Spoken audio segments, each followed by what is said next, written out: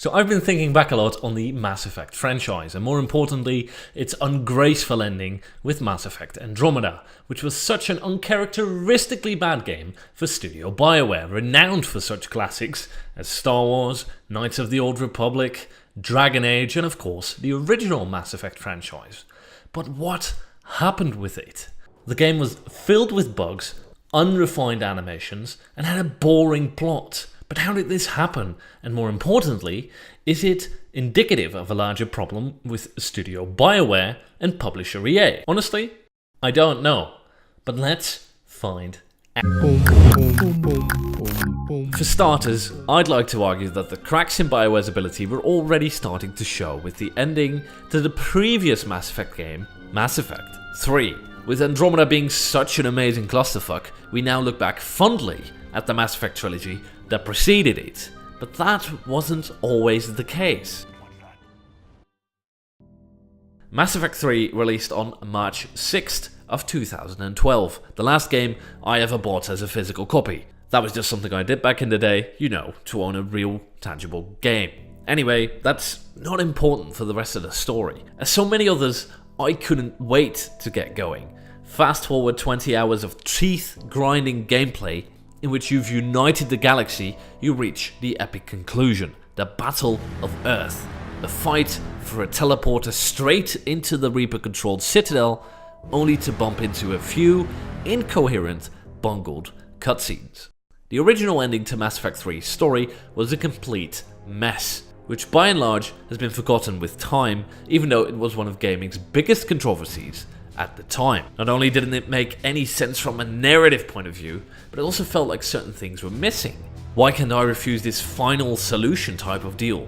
Not even to mention the strange set of cutscenes you get after actually choosing which is your favorite color to go with for the ending. And it seemed in those days that EA would rather shy away from controversy than almost bask in it like they do now. So the problem had to be addressed, as this was Bioware's flagship title we're talking about. And they came up with a fix in the form of an extended cut DLC, which was released on June 26th of that same year. Now, was this content cut originally from the game because it was already delayed for release by a few months? We'll never know for certain, since Bioware doesn't exactly say if that was the case or not. It has, however, been a leading theory of mine personally. The game would be fixed further in the following months with more DLC and patches, and any lingering criticism would disappear with time, even though its original shoddy ending is still sort of part of mainstream pop culture gaming history. It didn't really seem to put much of a dent in the franchise, as it became more sort of a meme. Bioware had been able to largely deflect criticisms in the direct aftermath and was now free to start work on a new project, the future of Mass Effect, and maybe even the studio itself. The new project would be commissioned in early 2012, as soon as development for 3 had been wrapped up. One major problem for a new Mass Effect game is, however, where do you go from a very concluding final ending that Mass Effect 3 had? A problem like that can be solved in a myriad of ways, however. You can create a sequel franchise in the shape of what Halo has done with its Master Chief Saga. You can create a story that takes place at the same time as the main storyline. You could go for a prequel of the existing franchise, or you could do what Borderlands did and create a pre-sequel, sequel, prequel? Is anyone still keeping score on that? Studio Bioware decided to go with the prequel story, but in order to separate this new Mass Effect trilogy from the old one, they took this principle one step further. They moved galaxies, starring the new game, as the title says, in the Andromeda galaxy rather than our own, removing it almost completely from the existing lore. Not a bad idea at first. It allows characters and locations to provide the experience on their own merit, separate from the original. Work was started on the game in earnest, but this brought with it a number of issues. Bioware had wound down production on major projects after the end of Mass Effect 3. Some of its studios would be utilized to provide support for other EA projects. Its Austin studio, for example, would start work on a new Star Wars game named Star Wars: The Old Republic, a mediocre MMORPG set in the Star Wars universe that Studio Bioware was already rather familiar with, after having delivered Knights of the Old Republic, which is known as a gaming classic. The game had heart, however, and wasn't entirely indicative of the dark path Bioware had set out upon. Get it? Dark path? Okay. Andromeda was officially announced at E3 2015, and gamers were hyped for a new installment of what many still considered to be a favourite gaming franchise, which may have also worked blinding. In late 2016, the first trailer for the game would come out, already indicative of several problems. Much ado was had, and many headlines were written in panic almost, as the facial animations in this latest variant of Mass Effect looked a little off, which had not been an issue in any of the previous games at all. Something was off with these faces though.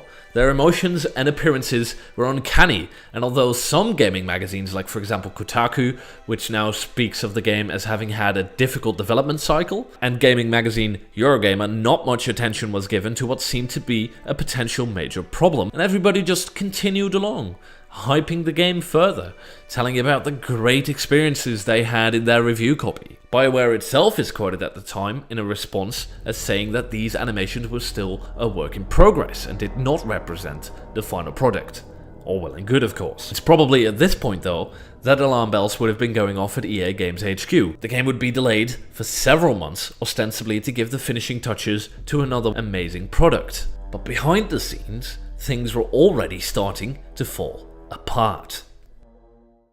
Now I need to warn you, the following does contain some speculation and cannot be proven directly, but I think it does give some explanation as to what might have happened behind the scenes. To cut down on development time and costs, the animation work was performed by EA Games in Romania, a studio with no previous AAA animation work in a country where salaries are less costly. Now, this does not say anything about the quality of work by itself, and is not a jab at Romania as a country, but I think the final product is indicative of the standards held by EA Romania specifically, and especially that these standards were low, and I mean very low, if I wasn't clear enough. The animation seen in Mass Effect Andromeda are terrible, potentially the worst of any AAA title in the last 8 years. They are all over the place and hardly correctly portray the right emotion to portray, which is completely idiotic because facial capture and rigging was used and can be seen in the behind the scenes footage and is corroborated by its employees. So what happened? I believe a lot of shortcuts were taken in the development process, and because time was so limited, the quality the previous games were known for could not have been realized anyway. However, this isn't the only problem with the game. It's just boring. It's really, really boring. And it's not due to some overworked Romanian animator, no. Much of the issues with the game are dialogue, story, character design. The entire game has inherent issues, most urgently being pacing. Mass Effect Andromeda starts slow, has a bland middle, and when it finally starts to pick up at the end game, it just fucking ends. It ends, trust me. I've gone through all of it for you. The last 30 minutes were some of the best fun I've had in the game. You fight bland bad guy number 3, whose name I've forgotten already. You defeat him, and that's it. It's obvious this game was supposed to be a setup for more games featuring the Andromeda Galaxy, but I doubt, with this ending and the way the controversy around Andromeda has blown up, we'll ever see another game in this franchise happening. For one moment, let's bring it back a little and touch on character design. While much of the human starting armors with which you start the game have that perfect mix of retro Mass Effect combined with some new ideas, I must say I liked it. The old Mass Effect races are also present in the game, and they were already unique and perfect and original, so I won't be touching on them any further. The races encountered in the Andromeda Galaxy, however, are just boring and uninspired. The Angarans are your generic cat people. The enemy you fight is boring, and they drive frickin' trucks around. Trucks! As if the wheel is the most high-tech invention ever dreamed up. I can't.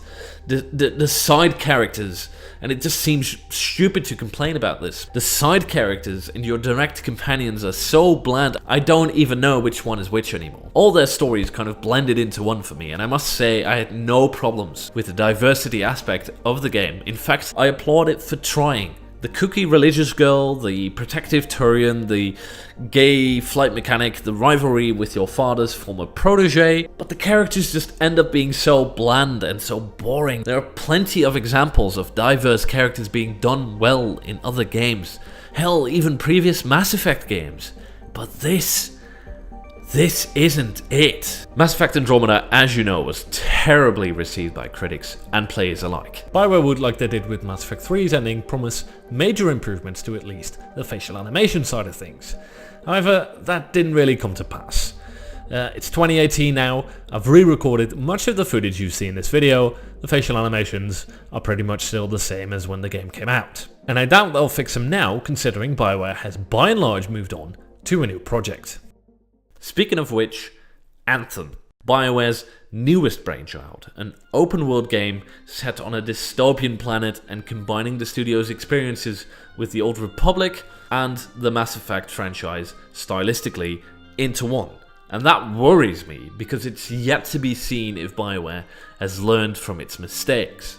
Though, I must admit, trailers for Anthem are at least a little hopeful. Thus far we've seen both gameplay and facial animations. And in those trailers, I haven't seen the same disconnect that I saw in Mass Effect Andromeda. So on a closing note, I would like to argue that you should vote with your wallet on this one. I'm not calling for a boycott, that would be a bit ridiculous at this stage. It's just that I would advise you to be wary and wait for more reviews to come out on this one. Do not pre-order it, but wait and see for the real reviews to come in. The initial reviews for Mass Effect Andromeda were good and sketched an unrealistic image of what the game was pretending to be, but didn't end up being, and I guess that is the lesson for this video. And now, I'm going to cry myself to sleep. And that was it for this episode of GC. Thank you so much for watching. I want to start having more interaction with you, the viewer, so here's a crazy idea. You can help the channel out by hitting the like button under this video and by turning on notifications. But I'd really like to hear from you in the comments. And if it's a good one, I'll feature it in the next video. Until we meet again, this was Henk for GC, signing off.